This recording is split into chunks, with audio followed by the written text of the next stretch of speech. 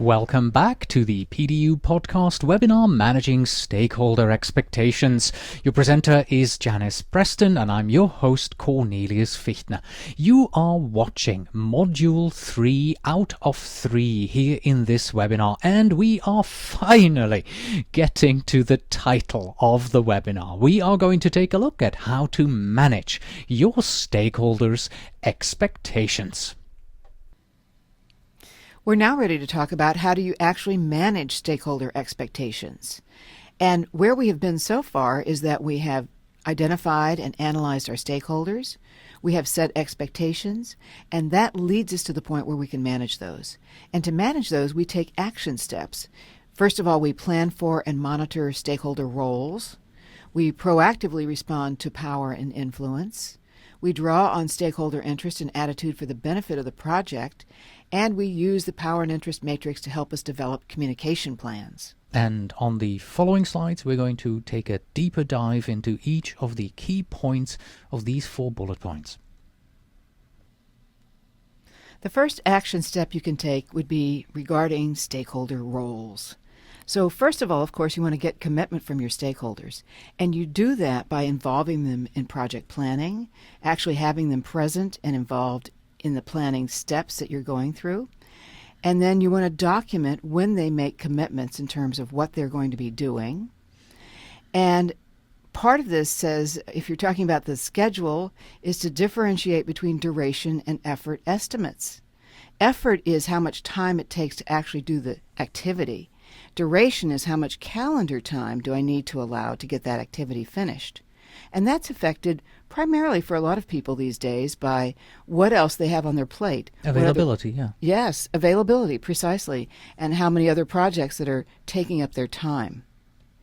You also want to make provisions for geographically distributed stakeholders, in other words, our virtual team members who have a problem certainly in meeting some of the team meetings that we have if you're in the U.S. or in other locations where the teams are usually held at a certain time. Second bullet point, you say you document the commitments. What about if your stakeholders are not following through? What if they don't follow through on their own commitments? What do you do now? Well, I think the first step is to talk to them individually and see what's going on. I think another step can be to involve the team and let the team try and regulate what's going on. If you've done a good job at building trust and having an open environment on your team, then it's more likely that the team members will step up and say, gee, we're not getting what we need. Let's see what's going on with that person. Maybe they need help. Maybe we actually need to replace the person. Mm-hmm. And if that's the situation, then you always have the option of escalating to your project sponsor. And sometimes that's a last resort. Sometimes that's an intermediate resort. But certainly I can't leave the project sponsor in the dark if I'm having problems with the team. At some point, or perhaps not a team as a whole, but maybe a team member, at some point I have to escalate that because that's the purpose of the project sponsor. That's the role that they're supposed to play. That's their responsibility, is to help, remove those roadblocks and help you when you need that kind of help. Right. The situation that happened to me once is that one of my sponsors didn't follow through. So you're at the top of the food chain and the person up there doesn't follow through. So where do you escalate that to? The trick that I employed is, I simply showed my sponsor what the result of his inaction was. Pretty much that, you're not doing your work on the project. That means our project is going to be delayed or it's going to cost much or whatever the result is. And then it's up to your sponsor to say, yes, I accept that result from my non-action, or I don't accept that result. And then you can adjust your project schedule, your project budget, or whatever it may be according to their decision. Oh, that's absolutely a great idea. And then the second piece to that, of course, is document what you've talked about and send them copies of your documentation. But certainly what's not on paper has not been said.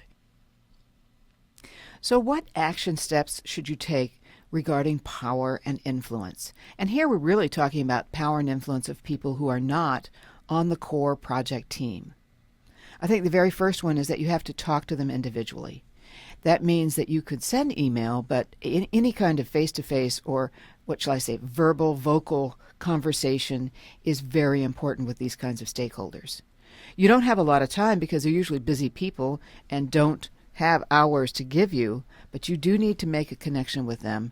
And doing it personally will help you to build trust, will help you to listen to their concerns. It also may give you an opportunity to ask them for help when you get into a situation that they could have some influence over. You want to go through and review project priorities, and this might be a situation similar to the one that Cornelius mentioned previously, that where you've got their high-level stakeholder who has influence or power, they may not be aware of the priorities of this project. Also, you want to provide information on progress. And of course, each person wants a different level of detail. Some people are happy if you just say, we're making progress. Other people want to say, we've received a certain amount of information, we've achieved a certain number of milestones and goals. So you need to find that out ahead of time as part of your communication plan. And then finally, if you need to, you want to be able to escalate that to your project sponsor. Sometimes the project sponsor can talk to them at their level when they might not listen to you at your level in the organization. Yeah, and what I would like to throw in here at this point is this isn't something that you should do on an exception basis. This is something that you should do on an ongoing basis. This is not something in reaction, in response to an event that's going on your project. This is something that you should just be doing as good project management practice. Okay, what action steps should you take regarding interest and attitude? This is really a continuation of our power and influence because you want to ask for stakeholders' opinions and give them visibility. You want to be ready for an attack. And wait, if you say you want to be ready for an attack, does that mean you think ahead and you plan for such an attack? You have a list and with possible responses? Absolutely. In fact, I think this would be in your risk management planning. Okay. And you would consider this as a risk that you would have a stakeholder of some sort who might actually come back to the project and try and sabotage the project or undermine the project or just oppose the project in some way. Also, you want to let them know they've been heard and document their issues so that those types of things get acknowledged, even if they're not something that you can make changes about. You want to involve them on a personal level, if possible, because it's all personal if we want commitment from people, and you want to communicate the action steps that you're taking. We have talked about the power and interest matrix a couple of times already, so let's take a look at what action steps we want to take in that regard. Well, I think the first thing is just performing that detailed stakeholder analysis at the beginning. So if you really are looking at stakeholder power and stakeholder interest and plotting that into a matrix, then you can sort of use that matrix as a way to anticipate stakeholder responses. As we mentioned previously, plan for those people that might be negative. You also want to plan for the people that are positive. And part of this planning is going to take the form of brainstorming what actions you might take. All right, and now let's jump into that power and interest matrix and let's take a look at what it looks like in real life. Here is a power and interest matrix that has some suggestions on how you can handle the stakeholders that fall into the 4 categories. And we're going to take a look at these individually at each of these 4 quadrants, and we're going to start at the bottom left with the low power and low interest. Janice. Yes, so if you have stakeholders that you assess have low power and low interest, you want to encourage any interest they have. But you don't need to spend a lot of time communicating with these people. Use mass media and then monitor for any changes in their attitude or their interest in terms of what's going on throughout the life of the project. Now, if you move up to the upper left quadrant where we've got high power but low interest, this is someone that we have mentioned before. First of all, you want to give them summary information and communicate less frequently.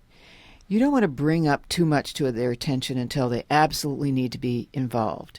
You also want to give them personal attention, and if they have good ideas and you can actually implement those ideas, give them plenty of credit because they've got high power, and what you're trying to do is to raise their interest level. You also need to watch out for these people because these are people that can, again, come back and sabotage your project or negatively affect your project at some future point during the life of the project. The people whom you do not have to worry about their involvement in the project are in the bottom right quadrant. That's those who have a high interest in your project, but who have low power. So they really want your project to succeed or to fail, and they want it to move forward, but they really can't do much about that. So give them a voice and give them visibility. Make sure they have a say on the project. Expand responsibilities to them and give them more communication by using low-cost mass media communication tools. I think that's a very interesting point that you made. If you would like to really do a good job at using this power and interest matrix, you probably want to do one separate one for people who have positive interest in the project, and then a different matrix for those that have a negative interest in the project. And the individual actions that you take for them in each quadrant, right? Yes. Exactly, yes. Exactly. And so that brings us to our last quadrant here, those who have high power and high interest. Obviously, those are the people that you want to nurture. You want to invest a high portion of your communication effort, keep them involved, keep their interest level high, keep them happy about what's going on, provide summary information, give personal attention, and try and communicate with them in multiple forms: face-to-face, phone calls, email, project documentation. In other words, all of those techniques, interactive, push and pull, should be part of your arsenal in communicating with the folks that have high positive interest, shall we say, and high power. So to review where we've been in this session, here are the steps to manage stakeholder expectations. First of all, you have to identify and analyze key stakeholders. Remember, we talked about the idea that they are a broad and diverse group, but they determine your project's success. You can analyze them by looking at power and interest. You can look at other criteria such as their stakeholder risk tolerance and so forth. And the second step would be to set expectations. We do this by getting stakeholders involved, by communicating with them, by building trust and an environment of constructive interdependence. And then finally, you have to manage those expectations by monitoring and controlling your stakeholder roles, proactively responding to power and influence, drawing on their stakeholder interest for the benefit of the project, and helping yourself develop the communication plans that you need for your project to be a success in your project. Before we leave you, Janice and I have some recommended books, some recommended resources, and some recommended podcasts where you can go and learn more about managing stakeholder expectations. Well, let's begin here with the books. While the focus of each of these 4 books that I'm going to present isn't solely on managing stakeholder expectations, they all do have sections that deal with this aspect of managing projects, and they come highly recommended both from Janice and myself. The first book here is by Eric Verzu. It's called the Fast Forward MBA in Project Management, and like the rest of the Fast Forward series, this book is designed to let the reader extract maximum information in minimum time. The book covers all the basic stuff that you need: planning, scheduling, estimating, resource allocation, but it acknowledges that it is inevitably that a project has a political dimension, no matter how small the project is. So it has important sections on how to ensure that all the stakeholders on the project are kept on board, and it focuses on the importance of communication as well. The next book is by Jeffrey K. Pinto, Power and Politics in project management. Now, because projects often exist outside the traditional functional business structure, project managers, we often have an unstable basis of power, and we must cultivate other methods of influence. In this book, Pinto sheds light on power and politics, specifically in how they relate to effectively managing your projects. You'll learn all about the skills you need to succeed in a project environment, especially the abilities to bargain, manage conflict, and negotiate. Power and politics in project management offers you something that's immediately useful on your project management work. A better and more sensitive set of warning signals, they say, for spotting and reacting appropriately to unseemly political ploys. Our next book here is the Wiley Guide to Project, Program and Portfolio Management by Peter Norris. And this guide is based on the meta level of management, which is simply stated asserting that project management must be integrated throughout an organization in order to achieve its full potential to enhance the bottom line. This book will show you to fully understand and exploit the strategic management of projects, portfolios, and program management and their linkage with context and strategy in other concepts and processes like quality management, concurrent engineering, just-in-time delivery, systems management, and engineering teams, and statistical quality control. And then finally, this is my personal favorite book when it comes to requirements management. But wait a minute, you might say. This webinar here is supposed to be about stakeholder management, not about project requirements management. No? Well, yes, but I promise you that proper requirements management goes a long way towards proper stakeholder management.